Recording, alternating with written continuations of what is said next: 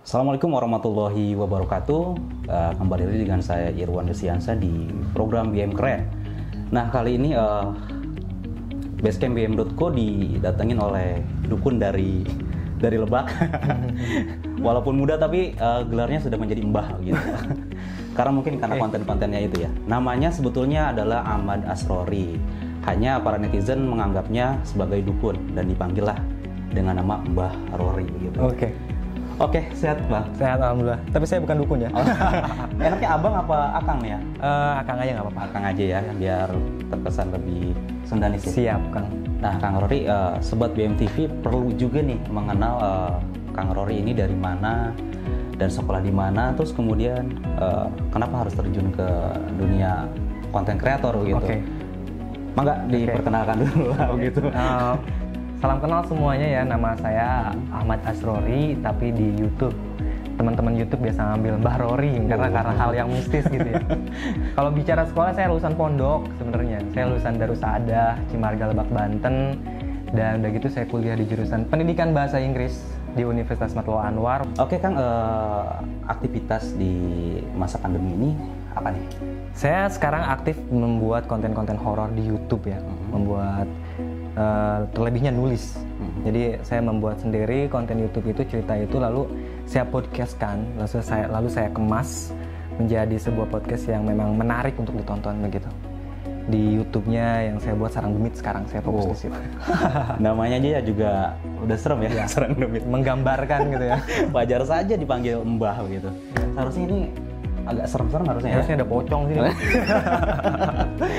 Oke, sebelum terjun ke, tadi kan dibilang menulis dulu ya, terjun ke YouTube sendiri gitu, akan di mana nih gitu, maksudnya aktivitasnya atau nggak bekerja di mana gitu, sebagai apa gitu? Saya awalnya memang kerja di salah satu perusahaan perfilman ya, di sana sebagai staff biasa lah. Jadi streaming film di sana. Jadi saya kerja selama 1 tahun di sana. Udah gitu ada temen nih yang ngabarin katanya ada sayembara nih. Sayembara buat nulis konten horor dengan budget sekian, dan udah gitu kamu ngirim aja. Akhirnya gue ngirim cerita dan ternyata lolos. Nah dari situ mulailah terjun ke dunia horor. Awalnya tuh nggak pernah nulis horor sama sekali. Oh begitu. Gue nulisnya sastra gitu Bang. Oh iya, sastrawan lo gitu ya. Enggak juga, cuman kayak nyastra gitu tulisannya. Nyastra gitu. Siap. Itulah awal mula terjun di horor karena dapet, dan intinya uang ya. Itu uangnya lumayan besar, dan saya paksakan untuk nulis, dan ternyata makin kesini saya menikmati gitu. Siap Mbak. Jadi memang pada dasarnya nggak ada kepikiran untuk menulis konten-konten horor atau enggak yang berbau horor begitu, karena ada sayembara itu dan uangnya lumayan banyak, tertarik lah begitu. Tertarik gitu. Akhirnya sampai sekarang kecemplung nih. Sampai sekarang. Akhirnya kan kita fokus di YouTube, dan YouTube ternyata respon dari si penonton itu lumayan bagus gitu. Ya udah saya lanjutin gitu di. Mantap ya. Berarti tadi obrolan sebelum kita masuk ke sini kan dikatakan juga si Akang ini juga nulis series ya. Iya, series horor di salah satu media mainstream gitu. Iya, media mainstream di Indonesia. Itu bertahan berapa tahun atau berapa bulan? Sekitar 8 bulan ya. 8 bulan. Ya kan waktu itu nulis di salah satu media mainstream dan ternyata diambil juga. Ya, karena kan karyanya rame tuh, diambil sama media yang lebih besar lagi. Akhirnya kontrak saya cuma 3 bulan, kayak tulisan kamu bagus nih. Kita perpanjang lagi 3 bulan, perpanjang lagi, dan sampai 8 bulan. Dan dari perjalanan nulis itu saya sambil ngebangun channel YouTube. Nah si pembaca kan ada orang yang malas baca nih Kang. Nah saya nyari alternatif buat yang malas baca nih gimana. Nah akhirnya saya podcastkan. Jadi ngambil kesempatan. Jadi ada orang-orang yang memang malas baca, mereka bisa ngedengerin saya yang bercerita tentang horor itu. Begitu. Ya memang juga tidak banyak ya, maksudnya masyarakat kita atau netizen ya, yang membaca kisah-kisah horor di portal media mainstream ya. Betul. Lebihnya kebanyakan di YouTube. Di YouTube. Iya. Oke Bang, Akang ya. Bang lagi karena kebiasaan ini. Iya. Oke Kang, kan pasti kalau yang namanya menulis horor begitu kan kita harus riset dulu nih misalkan. Itu proses risetnya itu secara turun ke jalan atau ke lapangan atau by buku atau data-data yang ada gitu. Iya, saya nyebutnya itu metode dalam menulis ya. Karena kan banyak orang punya cara sendiri untuk menulis. Ada yang terinspirasi dari bacaan, ada yang terinspirasi dari hal-hal viral. Kalau saya sendiri, saya mencari materi itu di Google. Seperti misalkan ada kampung hantu di Majalengka. Nah, atau misalkan ada tol Cipularang yang angker. Nah, saya telusuri dulu, lalu saya buat nih fiksinya. Artinya kan saya ngelihat pasar horor ini kan menarik ya. Banyak orang yang tertarik walaupun mereka penakut, tapi mereka nonton gitu. Termasuk? Nah, termasuk saya yang penakut tapi buat gitu. Nah, seperti itu Kang. Nah, saya kan riset dulu nih, ada konten-konten horor. Ternyata di YouTube itu bisa dibilang banyak yang sama lah. Iya, artinya mereka menceritakan bagus, seram, tapi temanya itu rata-rata sama kayak naik gunung, pengalaman naik gunung. Ada kan? Iya, pendaki gunung, atau misalkan mereka membahas tentang hal-hal yang kayak angker, kayak tadi itu tol Cipularang. Nah, kalau saya mengambil angle yang lebih menarik, yang lebih unik, artinya saya masukkan sejarah di konten horor saya gitu. Jadi selain saya memberikan mereka kesan menakutkan, tapi ada edukasi sejarahnya di situ. Maksud saya biar teman-teman yang subscribe atau yang nonton di channel saya itu tidak melupakan bahwa di Indonesia ini banyak sekali kejadian-kejadian yang luar biasa yang terjadi sama bangsa kita. Contohnya kemarin saya ngangkat Romusa kerja paksa, atau perbudakan seks di Jawa yang ada namanya kalau kita tuh gerobongan. Jadi dulu wanita-wanita Indonesia itu dikurung sama tentara Jepang dan dijadikan budak seks di sana, dan itu responnya baik, sampai 900.000 hampir 1 juta yang nonton. Luar biasa tuh. Padahal saya cuma cerita doang gitu, nggak ada editing spesial. Nah, menariknya di mana? Karena ceritanya itu unik dan memang menurut saya belum ada angle yang seperti itu. Jadi bicara horor bukan bicara hantu saja. Iya, bukan bicara penampakan, karena kan kalau kita bicara horor genrenya banyak kan. Ada genre tragedi, misteri, bahkan banyak lah gitu. Nah, itu yang coba saya kembangkan lah. Oke, baik, tadi Kang Rory sudah menceritakan horor tersebut ternyata tidak harus berbau atau hantu-hantu begitu, melainkan dari konten yang dibuat oleh Kang Rory ini mengandung edukasi sejarah begitu. Jadi ada bobotnya ya. Kalau nonton channelnya Kang Rory ini, channelnya itu yaitu Sarang Demit. Mantap.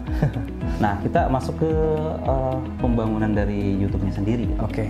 Nah, Kang Rory sendiri mulai masuk konten YouTube ini setelah pandemi atau memang pas pandemi? Pas pandemi.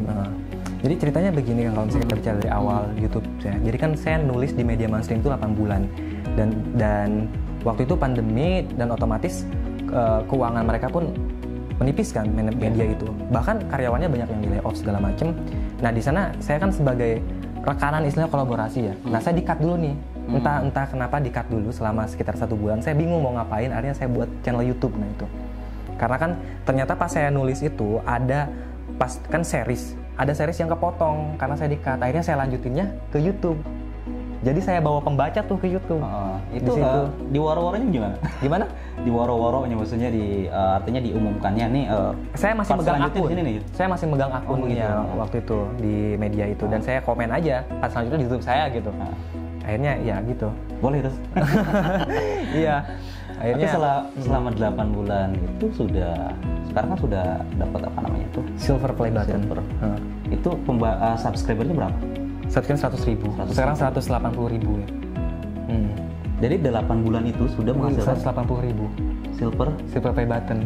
Wow. Sebenarnya gini Kang, saya tuh bener-bener menganalisa bagaimana tingkah laku si audiens itu, karena ketika kita ngupload dan itu nggak rame, saya analisa nih, ini apa yang salah.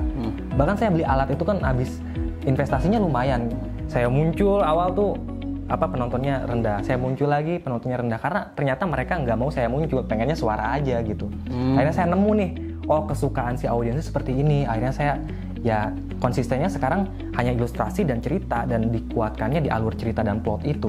Ketika saya muncul meniru YouTuber lain dan kita kayak facecam gitu muncul menceritakan, ternyata udah banyak yang seperti itu, dan saya belajar di YouTube itu jadi diri sendiri, nggak usah kita ngikutin orang lain. Jadi videonya itu kita cuma masukin suara, kemudian ilustrasi saja. Itu cara mengambil ilustrasinya sendiri itu karya dari itu sendiri atau bagaimana? Oh enggak, itu ada kan kalau di YouTube adanya fair use dan Creative Commons. Jadi Creative Commons itu adalah video-video yang bisa kita re-upload ulang tanpa kena copyright. Nah, itu udah disediakan sama YouTube untuk content creator. Walaupun videonya terbatas. Tapi kita bisa juga ngambil dari website-website gratis yang menyediakan video non copyright gitu. Oke, berarti ini bisa jadi edukasi buat teman-teman yang ingin jadi YouTubers gitu ya. Iya. Nah, selama 8 bulan ini, bolehlah mungkin diceritakan gitu, penghasilan terbesar itu pasti kan YouTuber bicara juga pasti ada penghasilan gitu. Kebanyakan juga dari yang baru-baru itu juga ingin jadi YouTuber juga karena ada penghasilan dengan katanya luar biasa begitu. Iya.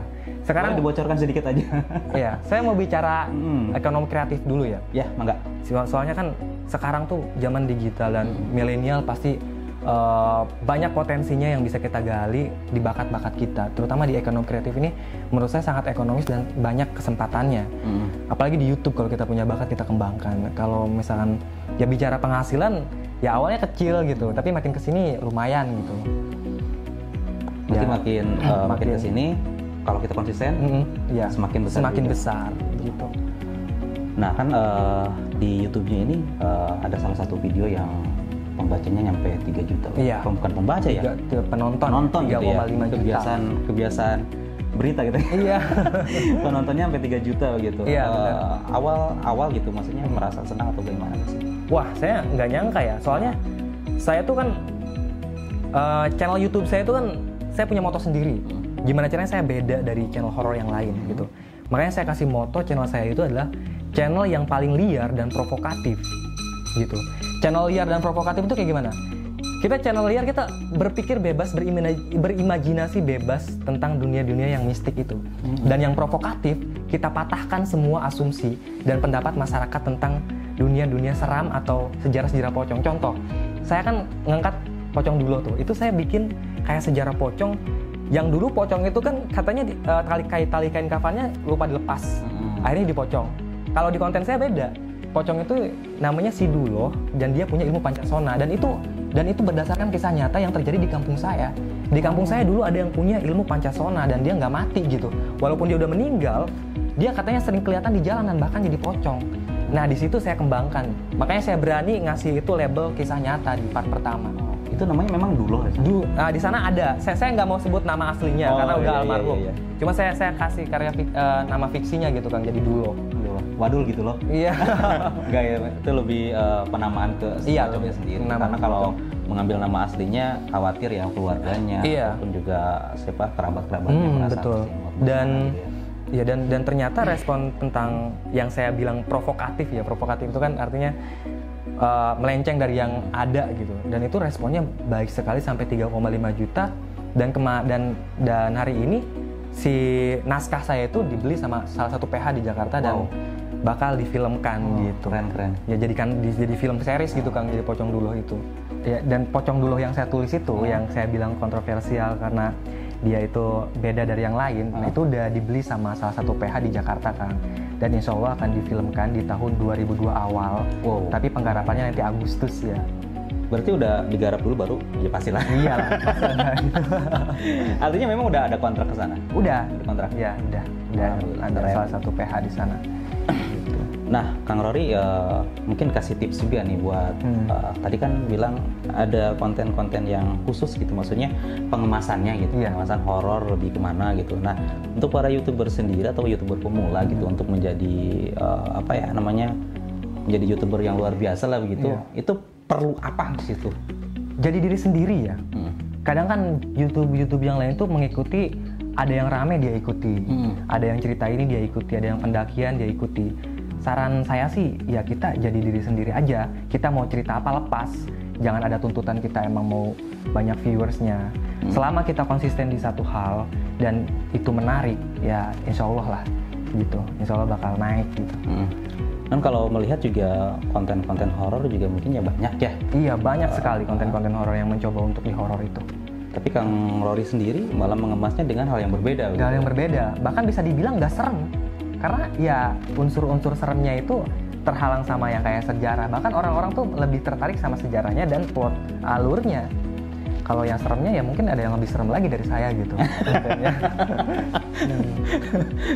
Pocong dulu lumayan serem juga sepertinya itu. Ya lumayan, tapi yang lebih menarik karena plotnya itu. Saya tuh plotnya dari zaman kerajaan gitu saya ngambilnya. Nah itu yang membuat mereka menghayal gitu. Oke, baiklah kita tunggu ya untuk filmnya itu. Penasaran juga.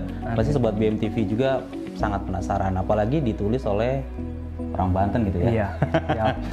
Oke, baik. Oke, baik Kang. Artinya kan jadi YouTubers juga baru juga ya. Baru ya. 8 Untuk bulan. pengembangan juga begitu. Target ke depan di channelnya sendiri ingin menjadi gold atau apa begitu? Ya, tentunya semua YouTuber pasti berharap dapat gold play button ya atau 1 juta subscriber ya. Harapan saya seperti itu. Mudah-mudahan saya percaya sih sama audiens saya yang nonton saya gitu. Ya mereka pasti masih ingin saya berkarya gitu. Harapan ke depan saya ingin bikin film pendek atau bikin PH yang namanya Sarang Demit Pictures. Nanti ambil dari channel juga. Iya, Sarang Demit Pictures. Nanti di sana saya produksi film-film pendek horor yang tentunya membawakan rasa yang berbeda dari film-film pendek yang lain. Ya, saya udah punya ide yang lumayan berbeda lah dari yang lain gitu. Karena saya nyari itu Kang, nyari beda gitu. Mungkin yang lebih seram banyak, tapi kita harus beda gitu. Tapi kalau dari nama juga udah serem sebetulnya. Tapi itu kepikiran Sarang Demit apa sih sebetulnya? Itu awalnya editor saya sih. Editor saya di media kan saya masih nulis, Kang. Saya nih mau bikin channel YouTube serem nih. Apa nama channelnya? Awalnya tuh Rory Bercerita. Itu kayak channel YouTube dongeng anak-anak ya. Kata editor saya kayak gitu, Kang. Kayak channel anak-anak ya. Nyari yang serem katanya. Apa nih? Udah pikirin dulu aja. Nanti udah gitu kasih ke saya Sarang Demit. Oke, katanya Sarang Demit. Tapi serem banget. Emang harus serem kata dia. Itu terucap begitu saja. Iya, terucap begitu saja. Ya udah saya. Ya kan banyak konten kreator malah ya jurnalisa. Iya, jurnalisa. Gak ada yang serem-seremnya gitu. Malah dengan nama channel Sarang Demit tetapi kontennya nggak terlalu serem menurut saya. Malah kebanyakan lebih sejarah gitu. Seperti itu.